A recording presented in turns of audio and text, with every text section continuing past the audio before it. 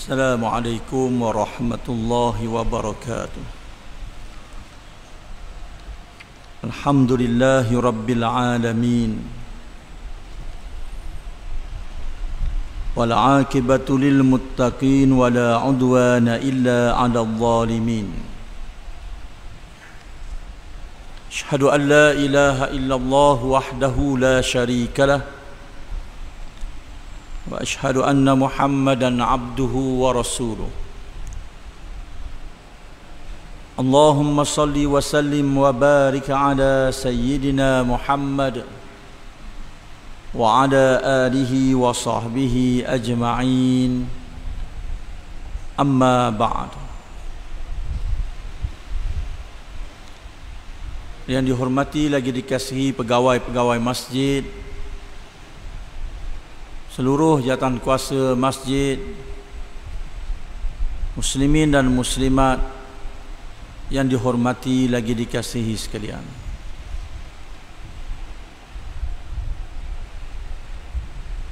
Apa khabar semua malam ni? Alhamdulillah, kita bersyukur pada Allah Subhanahu wa taala pada malam yang ketiga bulan Jamadil Awal 1443 Hijrah. Sekali lagi kita sama-sama dapat beramal dengan amalan yang soleh. Amalan yang soleh yang kita lakukan pada malam ini, pertama kita berwuduk di rumah, turun datang ke masjid, niat iktikaf, solat berjemaah maghrib, tunggu sembahyang fardu ala isyak, kita menghadiri majlis ilmu. Orang yang sembahyang isyak berjemaah seolah-olah ia bangun qiyamul lail separuh malam. Orang yang sembahyang subuh berjemaah seolah-olah dia qiyam sepanjang malam. Itu kelebihan amalan harian kita yang boleh membahagiakan kita di dunia dan akhirat.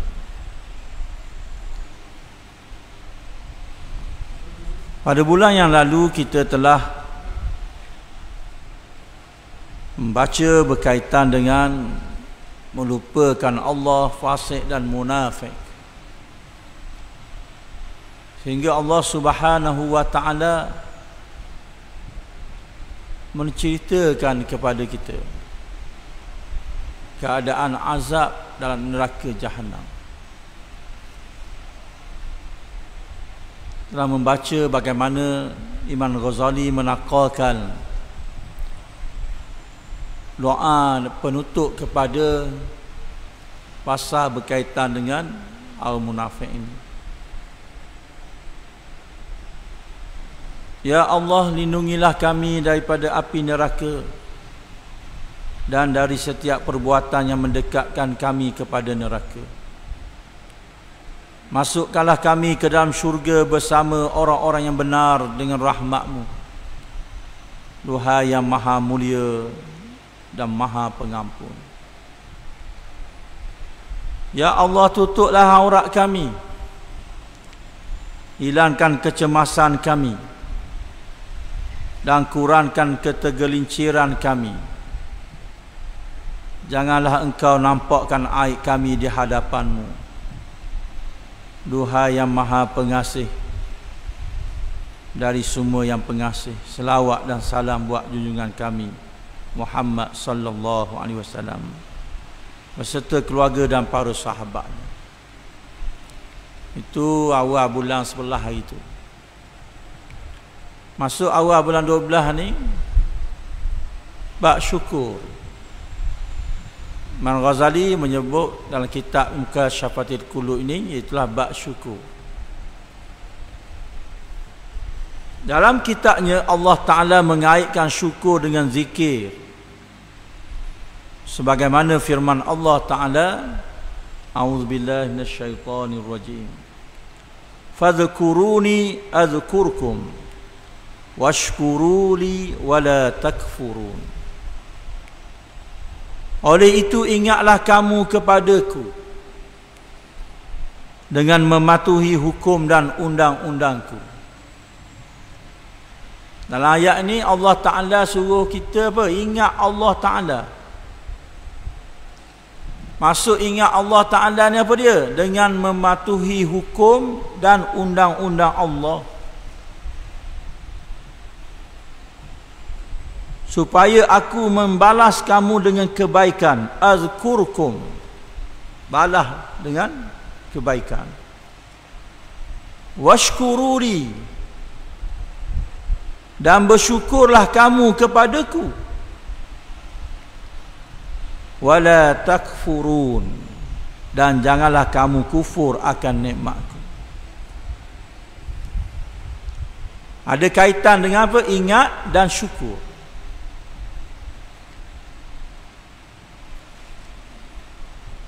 Sebab itulah bila kita bersyukur pada Allah Ta'ala, ia sebagai tanda kita ingat Allah Ta'ala. Dan ingat Allah Ta'ala tu apa?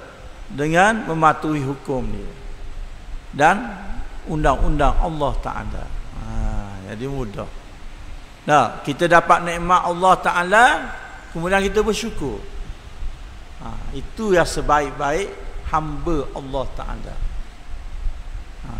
Nikmat kita terlalu banyak. Kita tak boleh nak hitung banyaknya nikmat yang Allah bagi pada kita. Kita tengok pada tubuh badan kita lah. Tubuh badan kita lah. Keajaiban Allah Ta'ala cipta tubuh badan manusia. Maknanya kalau kita ada je sebarang penyakit, ada, bagaimana Allah Ta'ala bagi ilmu pada manusia sehingga dapat buat kajian tentang manusia ni. Yang orang dia tak tahulah berapa ribu orang, tak tahulah banyaknya. Dengan apa ni? Dengan jantungnya, dengan paru-parunya, dengan mata, dengan telinga, dengan tu, masya-Allah. Lepas tu Allah Ta'ala sebut, wa in ta'uddu ni'matallah la tuhsuha.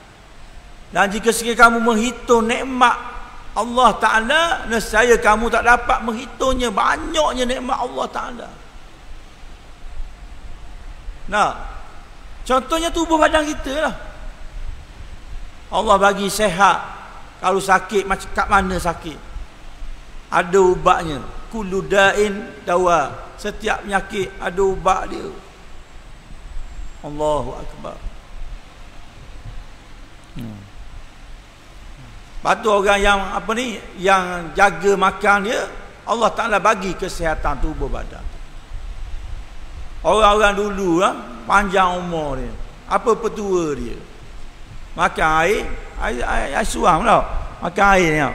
Makan air mati orang panggil tau. Dia tak makan air batu macam lening, air gas, tak ada dulu. Lening dia macam-macam, menyebabkan macam-macam. Bawah pinggang lah ada masalah, jantung ada masalah. Allahu Akbar. Lepas tu kalau kita pergi hospital je, macam-macam department ada. Oh ni bahagian ni, oh ni bahagian ni, oh ni bahagian ni, oh ni bahagian ni. Mana jaga. Sebab itulah dengan nikmat Allah Ta'ala ni, kita bersyukur pada Allah Subhanahu Wa Ta'ala. Kita tak cerita hal orang, kita cerita hal kita sendiri. Saya sendiri 6 bulan sekali cek doktor. Sebelum jumpa doktor 2 minggu, kita ambil benda, kita ambil darah. Sebelum ambil darah tu kena puasa. Pukul 10 malam tu tak boleh makan dah. Puasa. Cek darah. Kemudian kita mari jumpa dia, dia pun tengok catatan dia, sebacaan darah, buah pinggang apa semua sekali. Kalau merah lah, dia akan nasihat kita menapa-menapa merah. Mana kalau kita tengok dah, Benda kita pergi jumpa doktor ni sebab apa? Warning tinggi, merah. Dia akan datang jadi dok merah dah. Sebab apa? Ya makanan. Tubuh badan kita ni makan ni kita kena jaga. Nikmat Allah Taala bagi pada kita ni rakyat Terengganu ni, alhamdulillah. Kita masya-Allah bab makan nikmat ni, patut kena bersyukur pada Allah Taala. Kalau orang Terengganu dok semayang kok, rasa dok cetong maknanya. Tak. Kalau dok semayang mana dok bersyukur pada Allah Taala. Kalau dok semayang tanda dok bersyukur pada Allah Taala. Sedangkan Allah perintah kita supaya bersyukur. Terengganu kita ni bab makan ni Allah, masya-Allah. Kalau pagi je, kenapa kita cari? Kita nak. Kalau kita suka nasi lemak, ada nasi lemak. Kita suka nasi dagang, ada nasi dagang. Kita suka nasi kabu, ada nasi kabu. Kita suka apa? Nasi belauk, ada nasi belauk pagi. Kita suka apa? Apa ni? Kayu karamah, ada kayu karamah. Kalau kita suka apa dia? Nasi minyak, ada nasi minyak. Bak makan ni ada masalah. Pagi, tengah hari, malam. Memang tempat kita terkenal dengan orang masak memang pandai, sedap. Tapi kena berawas, kena berhati-hati. Supaya tak menjejaskan tubuh badan kita untuk apa? Untuk beribadah. Sebab matlamat kita diciptakan oleh Allah untuk beribadah kepada Allah Ta'ala.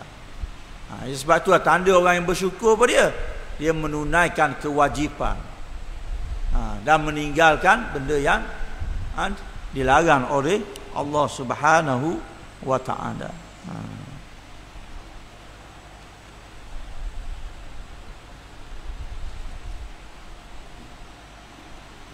Ma yaf'alullahu bi'adzabikum in syakartum wa amantum. Allah tak akan berazab kamu jika sekiranya kamu bersyukur akan nikmatnya serta kamu beriman kepadanya. Allah tak azab, syarat dia apa? Syukur, iman. Allahu akbar. Macam mana kita nak bina iman kita? Sebab kan dalam ulama usul kata apa? Imanun yazidu wa yanqusu. Iman tu bertambah dan berkurang. Bertambah bila? Bertambah dengan amalan-amalan yang soleh. Berkurang apabila apa? Lalai. Maka diperingatkan dengan jadidu imanakum bila ilaha illallah. Mana dengan iman kita memperbarui iman. La ilaha illallah. Maknanya ada ikatan kita bersyukur pada Allah Subhanahu wa Ta'ala. Dan Allah Ta'ala berfirman, wasanajzi syakirin, dan kami pula akan beri balasan pahala kepada orang-orang yang bersyukur. Imam Ghazali ambil ayat ni nak menanyakan bahawa lebihnya orang yang bersyukur kepada Allah Subhanahu wa Ta'ala dengan nikmat yang Allah Ta'ala beri. Baik kaya, baik miskin, dia tak dapat menghitung nikmat yang Allah bagi. Sebab apa? Sebab dia tengok pada apa? Dia tengok pada tubuh diri sendiri je. Dia dah kalah dah. Tak boleh nak hitung dah. Itu muhasabah.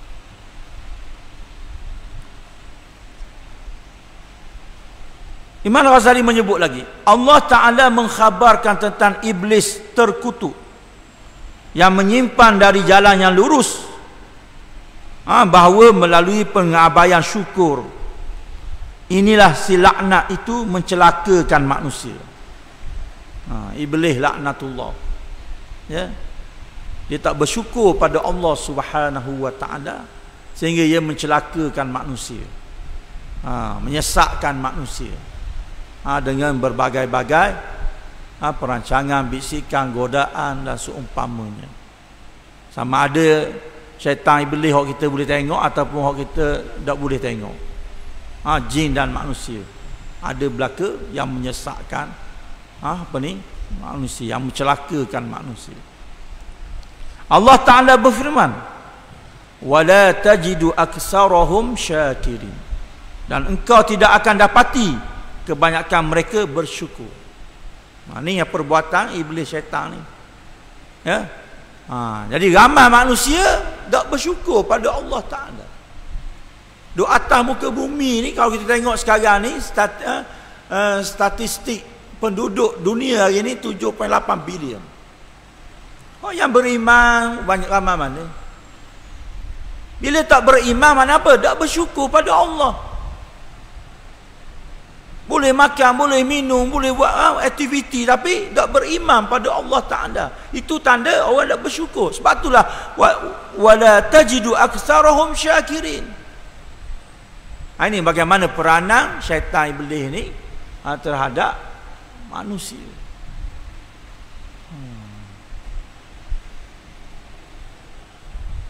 Dan Allah Ta'ala berfirman surah Sabah ayat 13, wa qalilum min ibadiyasy syakur, dan sememangnya sedikit sekali di antara hamba-hambaku yang bersyukur. Ini Allah Ta'ala sebut. Dan bila kita tengok sekarang ni, memang betul. Hak yang kafir ramai mana dah. Kemudian hak Islam pula mayang dak pula lah. Sebagai contoh.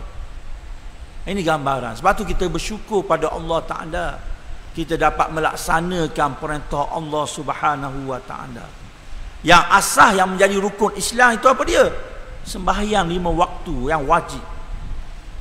Sebab tu para ulama mazhab dibahas berkaitan dengan bagaimana orang dok sembahyang ni. Nak hukum kafir ke gimana? Apa tak macam tu? Sehingga dia menyatakan bahawa yang membezakan antara Islam kafir ni apa dia? Sembahyang. Kalau sembahyang, Islam. Tak sembahyang, kafir. Besapa tak macam tu? Walaupun di sana nak tuduh murtad ke kafir ni, dia perbahasan yang hebat.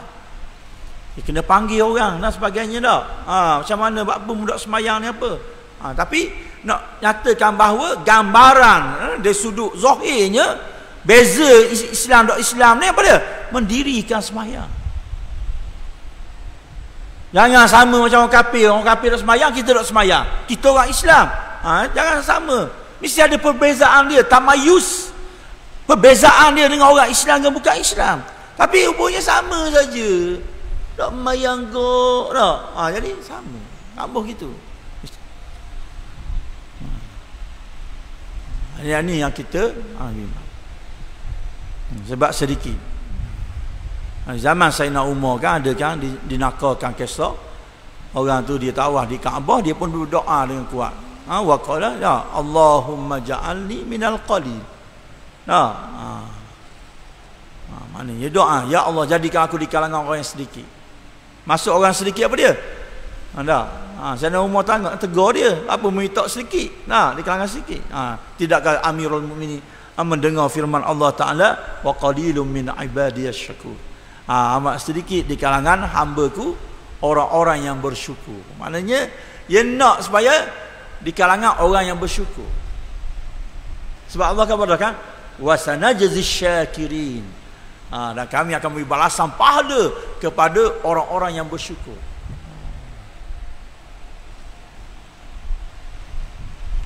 Allah Ta'ala pasti akan memberikan tambahan kenikmatan bagi mereka yang bersyukur tanpa terkecuali. Sebagaimana firman Allah Ta'ala, la in syakartum la azidannakum. Demi sesungguhnya jika kamu bersyukur, nescaya aku akan tambahi nikmatku kepada kamu. Masuk syukur di sini apa dia? Dengan mematuhi perintah Allah. Kita dapat rezeki, kemudian kita bersyukur pada Allah Ta'ala, melaksanakan perintah, meninggal benda yang dilarang oleh Allah Ta'ala. Mana hebatnya. Apatah lagi rezeki yang dia ada, dia bersedekah. Sedekah tidak mengurangkan harta. Sebab apa? Dapat kelebihan yang begitu banyak. Allahu Akbar.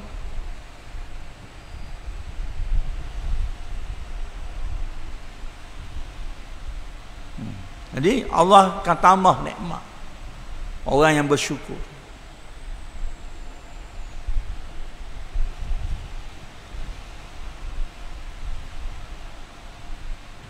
Akan tetapi Allah memberikan pengecualian pada 5 perkara, iaitu kecukupan, makbulnya permintaan, rezeki, keampunan dan taubat. Ini pengecualian. In syakartum la azidannakum. Kerana ini diberikan kepada siapa yang ia kehendaki. Sebagaimana firman Allah Ta'ala, yughnikumullahu min fadlihi insya, maka Allah akan memberi kekayaan kepada kamu dari limpah kurnianya jika dia kehendaki. Ini kecukupan. Kaya. Sebab orang kaya ni bukan semua orang dapat. Apatah lagi kaya yang pemurah, kaya yang baik hati, yang kuat ibadat. Sebab ini terbukti bila kisah apa dia? Sahabat-sahabat yang miskin yang mengadu kepada Nabi. Kita dah sebut dah sebelum ni. Sahabat-sahabat yang miskin dia mengadu pada Nabi. Ya Rasulullah, maksud dia, ya Rasulullah, beruntunglah orang kaya ya Rasulullah.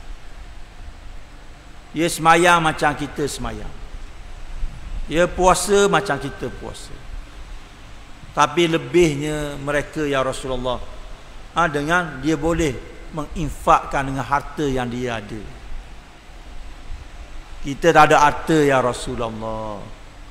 Pada sedekah orang kaya lebih lah ya Rasulullah. Orang miskin mengadu pada Nabi SAW. Lalu Allah Ta'ala hibur hati orang miskin ni. Tidakkah apa yang ada pada kamu yang dapat kamu sedekahkan? Tidakkah apa yang ada pada kamu tu dapat kamu sedekah? Kamu tasbih, subhanallah, tahmid, alhamdulillah, takbir, Allahu akbar, dapat pahala sedekah. Tahlil, la ilaha illallah, dapat pahala sedekah. Kamu buang benda yang menyakitkan di jalan, dapat pahala sedekah. Kamu suruh yang ma'ruf, cegah kemungkaran, dapat pahala sedekah. Kamu setubuh dengan isteri, dapat pahala sedekah. Kejut lalu. Kejut lalu. Setubuh dengan isteri dapat pahala. Ya Rasulullah, setubuh dengan isteri dapat pahala ya Rasulullah. Yalah. Kalau mu setubuh dengan orang lain, mana kamu berzina dapat dosa. Kamu bersetubuh dengan isteri yang halal dapat pahala. Gembira orang miskin. Mana hak nak jenis hak nak banyak pahala ni. Rasulullah bagi belaka dah. Kelebihan pahala, suka mereka balik kampung dia. Tapi bila balik kampung dia, dia tengok orang kaya buat juga macam Rasulullah buat untuk orang miskinnya. Bayangkanlah. Mari mengadu. Jadi kekayaan orang yang hebat ni, orang yang cukup ni adalah pilihan Allah Ta'ala. Allah bagi kepada apa? Sesiapa yang ia kehendaki lah.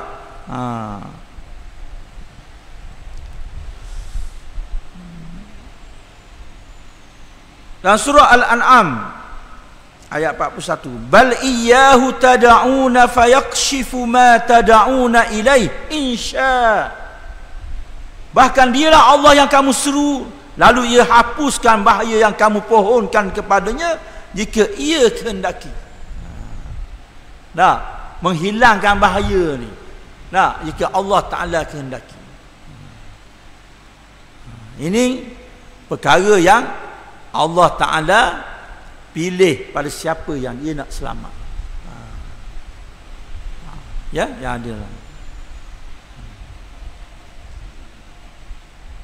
Yang ketiga, rezeki.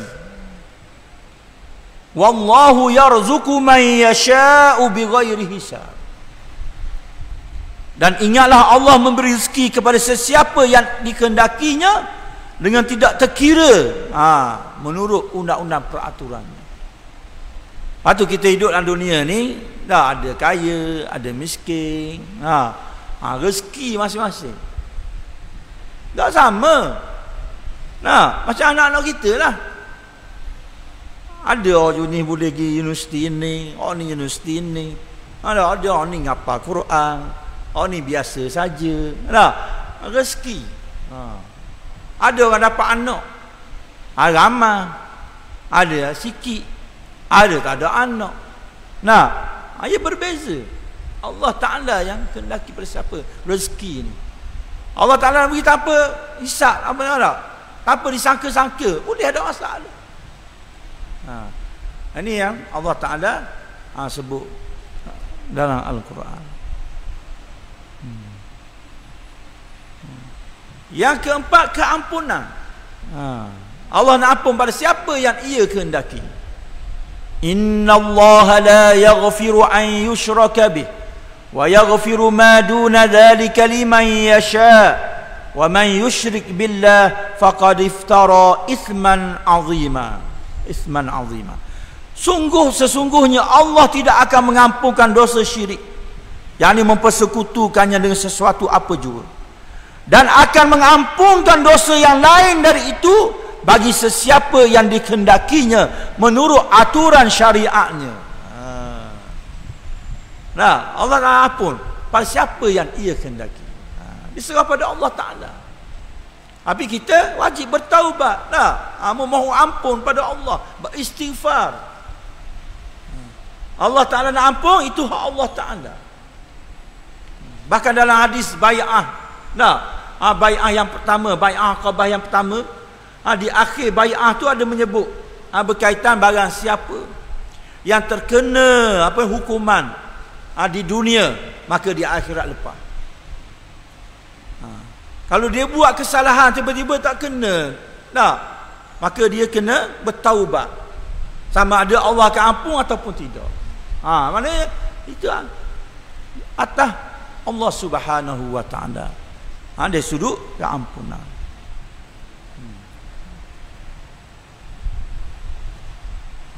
Kadang-kadang orang buat dosa banyak dah, di akhirnya hayat dia bertaubat, sempat bertaubat.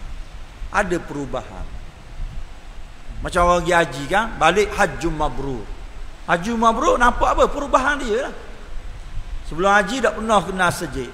Pagi haji, sejid tak tinggal-tinggal. Tu dia. Itu antara contoh. Sebelum pergi haji tak tutup aurat, balik haji tutup aurat dah. Jaga betul-betul sampai ke mati. Itu tanda hajjum mabrur. Tanda di dunia. Di akhirat terserah pada Allah Ta'ala. Tapi nak menyatakan di sana, Ibn Hajar Al-Asqalani ketika mensyarahkan hadis Sahih Bukhari berkaitan dengan amalan yang paling baik, hajjum mabrur. Dia kata di sana ada tanda-tanda. Antaranya apa dia? Balik lepas pada haji tu lebih baik perubahan dia, islah dia daripada sebelum dia pergi haji. Allahu Akbar.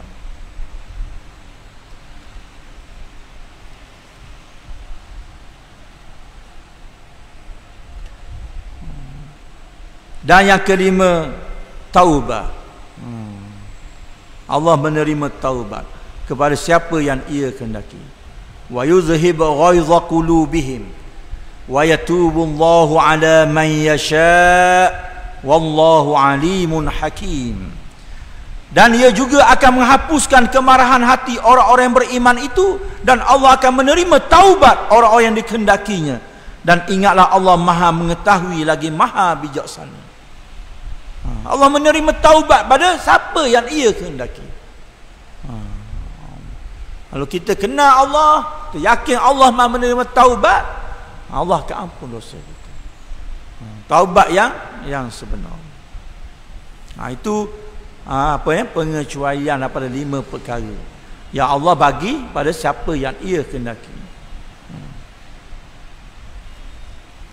Syukur merupakan sebahagian daripada akhlak-akhlak ketuhanan.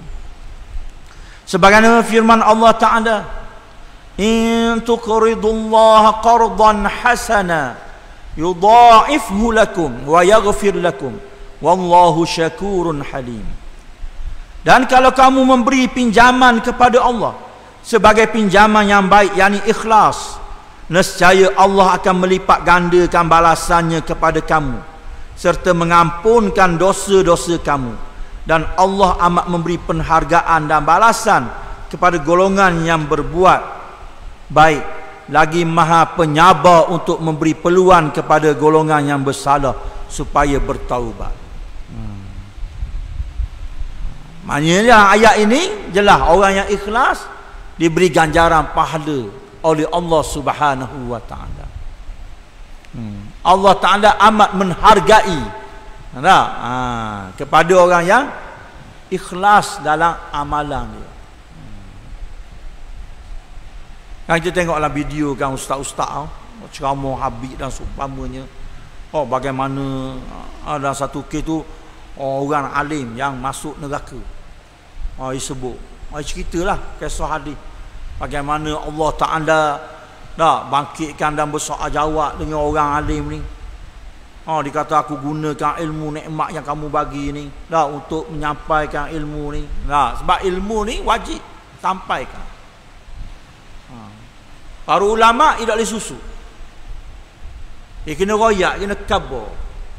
Kena beritahu. Ini kewajipan orang alim ni. Dan penyampaian dia ikhlas kerana Allah ni, ganjaran pahala berlipat kali ganda. Memang lebih orang alim ni. Tapi disebut oleh Habib ni, bagaimana orang alim ni diseret dalam neraka. Kenapa? Kerana dok ikhlas. Niat dia capur gaul kali. Nak seorang pujilah, beginilah. Bukan ikhlas kerana Allah Taala.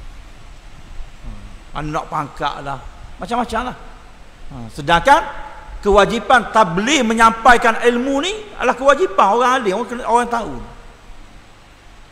Kalau ia menyembunyikannya, dirantai di hari kiamat. Bil jami minan nar. Dengan kekangan daripada api neraka. Orang alim. Sebab itulah Allah Taala puji orang alim yang ikhlas ni. Ia adalah orang yang paling takut pada Allah Taala.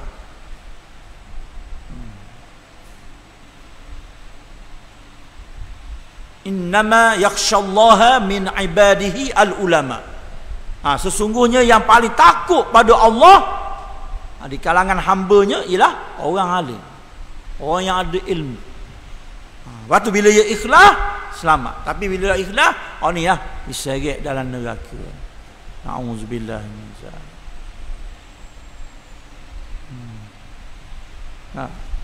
Jadi kita sama-sama kita muhasabah diri, insya-Allah.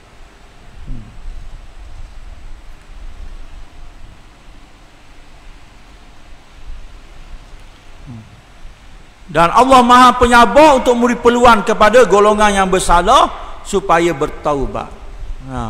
Sebab tu Allah bagi tempoh. Allah Taala bagi tempoh. Antaranya terbit matahari sebelah barat, baru tutup taubat. Lambat lagi lah. Bila tahu lambat lagi. Bukan esok lusa lah, lambat lagi matahari terbit sebelah barat. Peluang untuk bertaubat. Ataupun paling dekat apa dia? Ni sebelum mati. Nyawa ke halqah. Sampai sini tak dah. Lepas tu kita tengok orang yang kena Covid bila doktor Islam baca Quran, air mata tubik. Air mata tubik tu kenapa? Menyesal tak boleh buat benda, tak boleh baca. Tak pernah baca Quran sama hidup ni. Mengalir air mata, tak setu Quran. Allahu Akbar. Sebelum ditidurkan, doktor wi telefon ke keluarga, jaga wi nasihat lah. Maknanya kalau awak sedar tu, dia pesankan anak dia, baca Quran ni gini, sembahyang jangan tinggal. Dah. Maknanya dia merasai. Allahu Akbar. Ni sebelum ditidurkan, bak ditidurkan ni, biasa kita dengar istilah tu kan. Doktor, nak tidur, orang ni nak tidur, orang ni. Macam baru ni di Masjid Qisar, bekas Tok Bilal SU masjid Maliki. Sebelum dia ditidurkan, dia pesan dah ke anak dia. Anak dia pesan dia, kuburkan di masjid. Sebab dia rezeki masjid. Alhamdulillah, rezeki masjid menunaikan ada hasrat dia tu, yang pesan pada anak dia, yang meninggal bulan lepas. Tu sempat, alhamdulillah, nampak tak? Ada orang lain yang pesan macam-macam. Allahu Akbar. Kita berdoa lah, kita sempat kita bertaubat sebelum dia dipanjangkan umur, matikan dalam husnul khatimah. Amin ya rabbal alamin.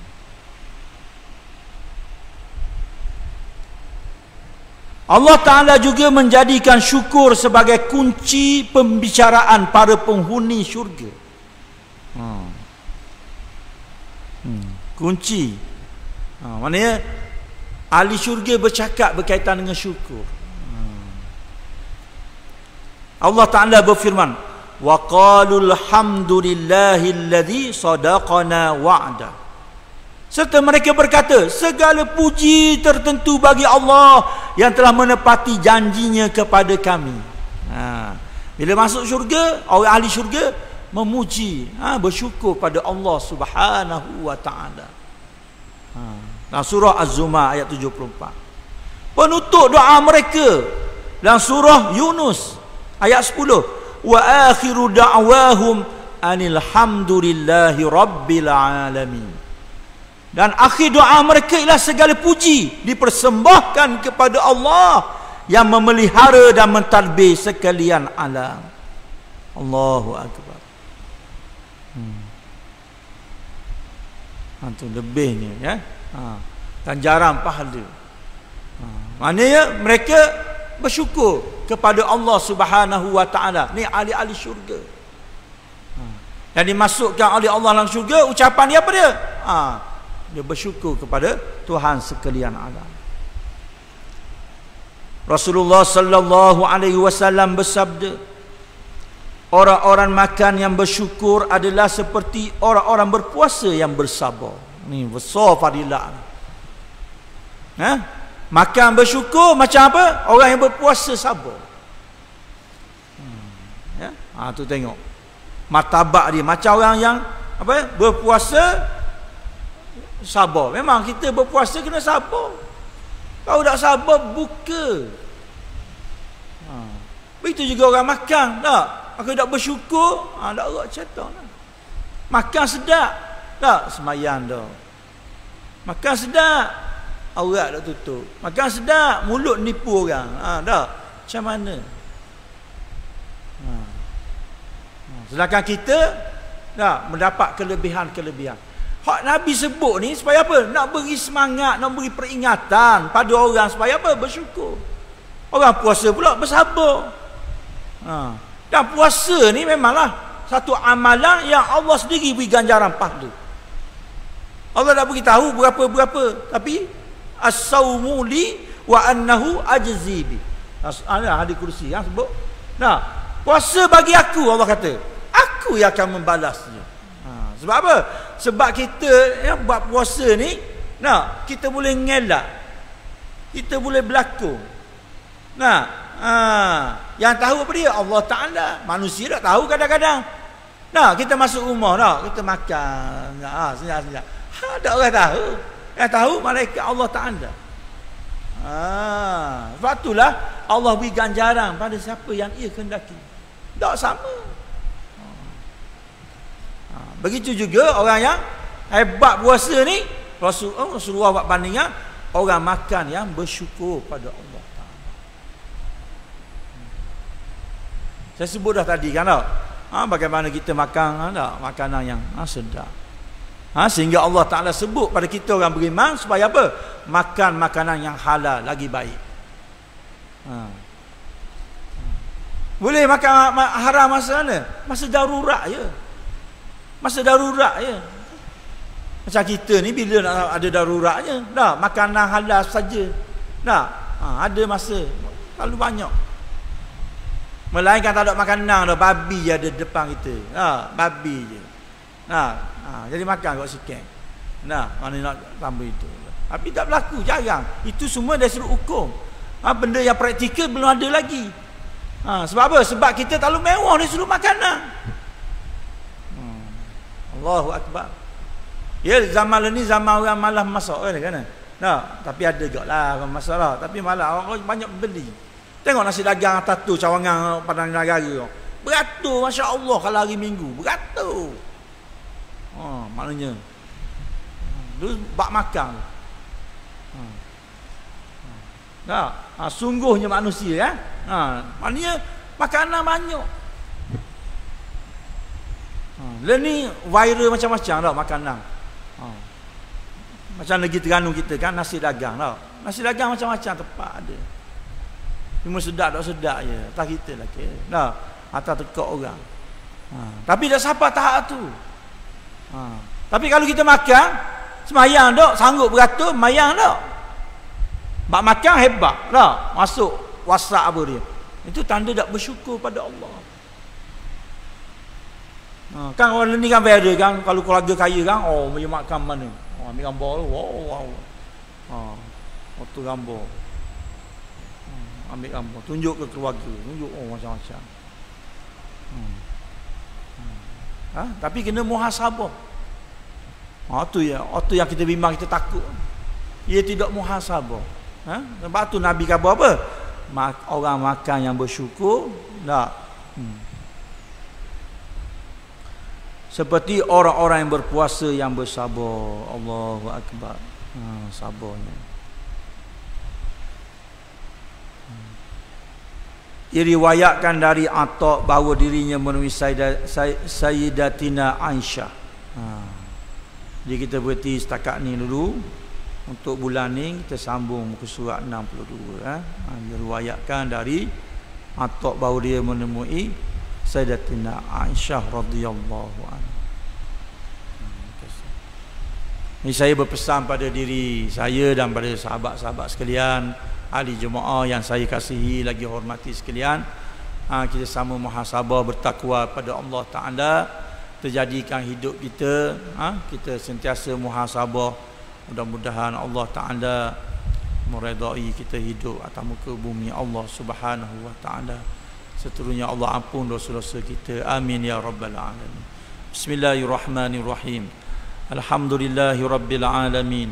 Wassalatu wassalamu ala asyrafil anbiya'i wal mursalin wa ala alihi wa sahbihi ajma'in.